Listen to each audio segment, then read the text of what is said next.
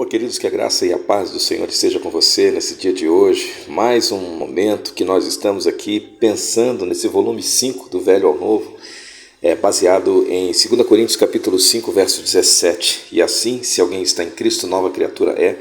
As coisas velhas já passaram, eis que tudo se fez novo. Seja muito bem-vindo a esse treinamento, a esse volume, onde nós estaremos falando sobre a importância da identidade, o estudo da identidade do sistema de fé. O que é fé? A palavra de Deus diz em Hebreus que fé é o firme fundamento das coisas que se esperam e a prova das coisas que não se veem. A fé, ela é uma convicção profunda e ela orienta os nossos pensamentos, ela orienta as nossas emoções e orientam os nossos comportamentos. A fé, ela pode ser baseada numa experiência pessoal. A fé, ela pode ser, de modo geral, claro, né? Ela pode ser baseada em experiência pessoal, pode ser baseada em ensinamentos religiosos, pode ser baseada em influências culturais. De forma diversificada, nós temos um padrão de fé. O fato é de que a fé molda a forma como nós enxergamos a nós mesmos, mas também molda como nós enxergamos o mundo ao nosso redor. A Bíblia apresenta alguns princípios que encorajam a nossa fé, nos dão esperança, nos dão confiança em Deus. Em Filipenses capítulo 3, 4, verso 13, diz que tudo posso naquele que me fortalece. Uma fé em Cristo, uma fé fortalecida nele, pode te ajudar a superar os desafios. A Mateus capítulo 11, verso 24, ele diz: tudo o que vocês pedirem em oração, crendo, tudo o que vocês pedirem em oração, com fé, vocês receberão. Essa é uma afirmação sobre o poder da fé. Tudo o que você pedir em meu nome, crendo, recebereis. Romanos 8, 28 diz que Deus age em todas as coisas, corroborando, contribuindo para o bem daqueles que amam a Deus, daqueles que foram chamados segundo o seu propósito de vida. Então nós temos aqui a fé, mas uma fé voltada, centrada na soberania de Deus, centrada na bondade de Deus em todas as circunstâncias. Consequentemente, nós temos também uma fé que reflete medo. Existem pessoas que creem, né? E pelo exercício da fé, elas acreditam que princípios negativos eles podem acontecer também na sua vida. E a Bíblia registra algum desses princípios, eu quero compartilhar com você. Em Números capítulo 13, verso de número 31, diz: nós não podemos subir contra aquele povo porque ele é mais forte que nós. Veja, os espias estavam tão com fé, esta fé que consideraremos aqui como uma fé negativa, que levou ao medo, que levou ao receio, travou, na verdade, aqueles homens de executar uma batalha de conquista. O próprio apóstolo Pedro, ele andando sobre as águas, ele duvidou e ele começou a afundar. Jesus olhou para ele e disse: homem de pouca fé, por que você duvidou? Está aqui um exemplo de uma fé negativa e de que a fé negativa pode enfraquecer o nosso relacionamento com Deus. A certeza de que o Senhor está no controle de todas as coisas. Como é que está a sua fé? Será que sua fé tem fortalecido você? Ou você tem duvidado como algumas pessoas o fizeram e isso tem refletido medo, a falta de realizações na sua vida? Tiago capítulo 1, versos 6 e 7 diz: mas quando pedir, peça com fé, peça sem duvidar, pois aquele que duvida é semelhante à onda do mar, é levada e agitada pelo vento. Aqui está uma advertência contra a incerteza e a fé negativa. Dr. C.S. Lewis diz que a fé é o ato de segurar-se em algo que a sua razão uma vez aceitou, apesar de sua mudança de humor. Dr. John Wesley diz que a fé é a convicção de que Deus é quem ele diz ser e que ele fará o que ele prometeu. Martim Lutero diz que crença não é um mero conhecimento de fatos, mas uma confiança viva e ousada na graça de Deus.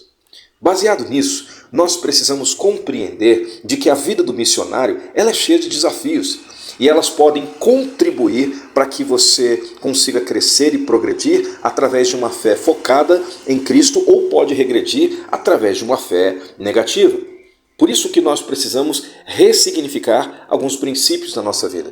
Muitos missionários, estou falando porque a gente tem andado por tantos lugares, tem conhecido tantas pessoas, e a gente entende que existem pessoas que existem a fé, crença em abandono, por exemplo. Eles acreditam que sempre serão deixados, sempre serão recusados, sempre serão rejeitados por outras pessoas. Existem pessoas que levantam o argumento de que do coitado, da autocomiseração, e a gente precisa ressignificar isso, né?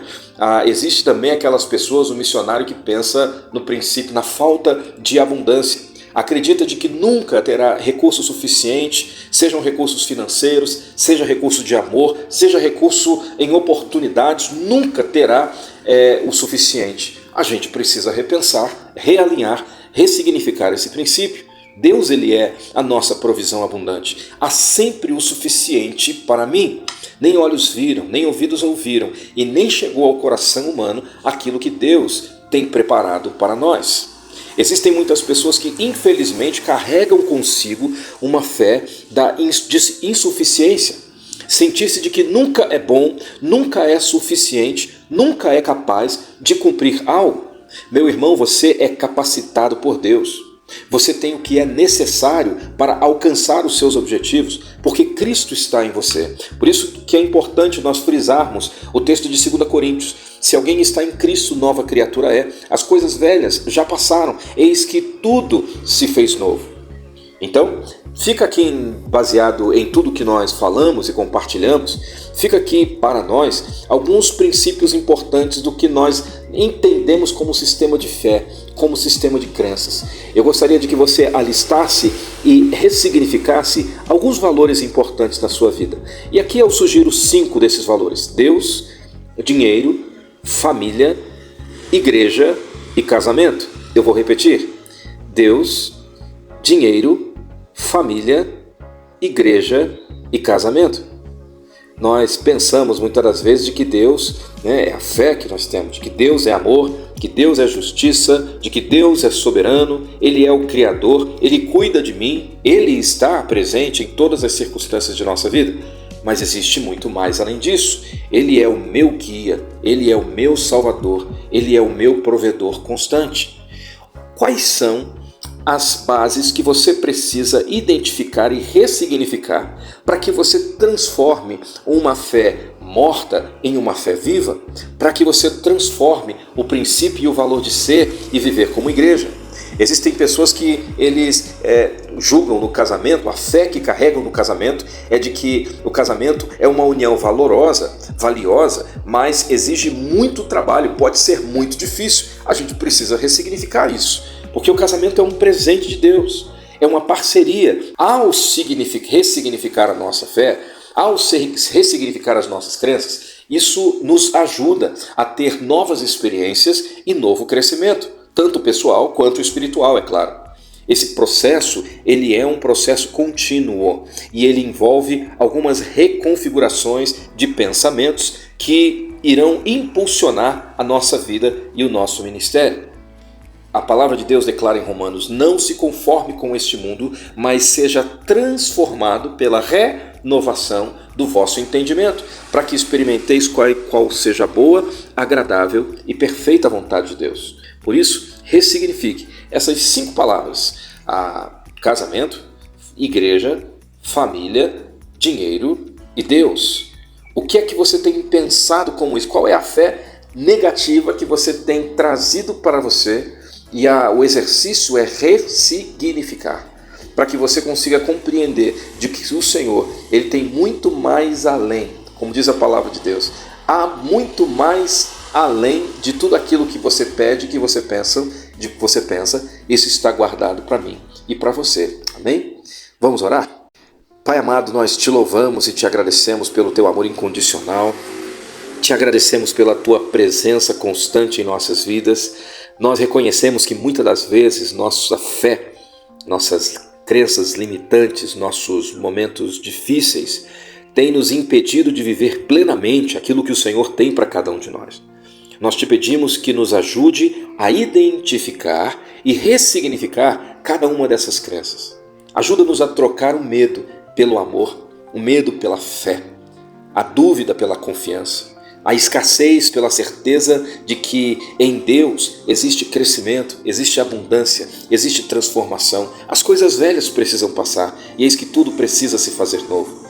Ah, querido Deus, renova a nossa mente, transforma o nosso coração, para que possamos ver todas as coisas à luz da Tua verdade. Fortalece a nossa fé para que nós possamos agir com coragem, sabendo de que Tu és o nosso Deus, Tu és o nosso guia, Tu és o nosso provedor. Que as nossas vidas sejam um revés de nós, outras pessoas, elas possam conhecer a esperança que há em Cristo. Nós oramos, Pai, neste tempo, para que as pessoas possam experimentar, cada missionário, cada pessoa que ouve esse treinamento, possa experimentar um crescimento constante, tanto pessoal quanto ministerial. Nós confiamos sempre de que Tu, Senhor, tens o melhor para cada um de nós. É assim que eu te oro, em nome de Jesus. Amém, amém e amém. Que Deus abençoe a sua vida, que você possa experimentar um crescimento exponencial no âmbito missionário, para que você seja um canal de bênção aonde quer que você for. O Senhor tem o melhor para mim, o Senhor tem o melhor para você, de que a nossa vida seja um reflexo do amor de Deus. E que através de mim, que através de você, pessoas possam conhecer a esperança que há em Cristo Jesus. Amém? Deus abençoe você. Nos vemos no próximo volume, assim que o Senhor nos permitir. Um grande abraço.